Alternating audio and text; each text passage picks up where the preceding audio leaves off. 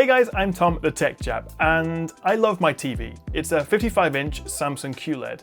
It's great for watching movies and of course playing games. I've got my PS4 Pro and Xbox One X hooked up to it. But even though it's a good size, I can't help think there's a wasted opportunity given the size of the wall behind it.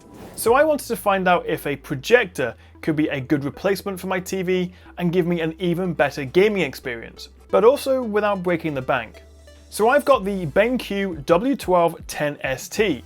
It's not the newest, it's a little over a year old, but it costs £900 or about $1,000, projects a 1080p 60 picture, and crucially for gaming, has a super low input lag. It's also what's called a short throw projector, which means you can set it up nearer the wall, ideal if, like me, you don't have a whole lot of space. Now I rent my house, I don't own it, so drilling holes and mounting it on the ceiling probably wouldn't make my landlord too happy, although as you'll find out in a minute, well, you might have to. So the first thing I realised is I need to bring the games console, or whatever your media source is, to the projector, which is slightly annoying as I quite like having it all set up and tidy in my TV stand. Connecting it all up is really simple, you just need the power and an HDMI cable. Now I don't have a proper projector screen, but I think my white wall should be good enough for starters.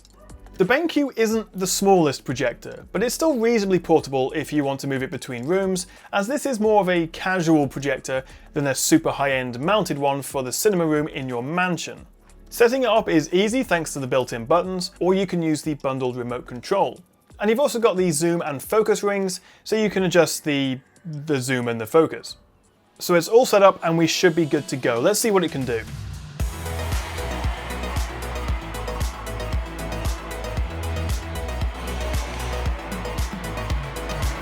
Well, it works. I think perhaps short throw projectors need to be a tad closer to the wall than this. So I've moved it a couple of feet closer, again using my fancy array of boxes as a makeshift stand, but once again we're still too far away.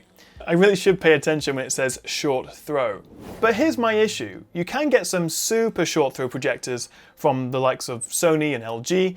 They are definitely a lot more expensive, but they would allow me to put it on my TV stand. This BenQ is, well, it's short throw-ish. Optimal placement seems to be smack bang in the middle of my living room, which would be fine if I mounted it on the ceiling and routed 5-meter long power and HDMI cables through my ceiling, down the wall, and into the back of my TV cabinet. But I haven't, and I do want my damage deposit back from my landlord when I leave. But logistics aside, this is pretty cool. I've gone from 55 inches to 100 inches. It's not a fancy 4K or HDR projector, which you can get, but you will pay 2 to 3 times more. Full HD at 60Hz will do me for now. And while this would definitely look better on a proper projector screen, I'm impressed with just how good it looks on my wall. But the best part is it's properly good for gaming. Put the picture in fast game mode and you'll get around 21 milliseconds of input lag. That's on par with the best TVs out there, including my Samsung QLED, and way better than most projectors. The DLP projector is bright, it's colourful, and it has a range of picture modes depending on what you're watching. And because it's not, well, a TV with, say, edge-lit LEDs, viewing angles are fantastic. You could hook it up to a Blu-ray player, plug in a USB stick with your movies on it, maybe connect it up to your PC and use it as a huge monitor. With 2 HDMI 1.4s, there's enough ports for what I need, but it is showing its age a bit with VGA ports for the PC and no USB-C. It does also come with built-in speakers, which is one less set of cabling and peripherals to worry about for now, but they don't sound very good. It's fine for messing around like I am, but if you want to properly enjoy movies or games on the big screen, you'll need to get some external speakers.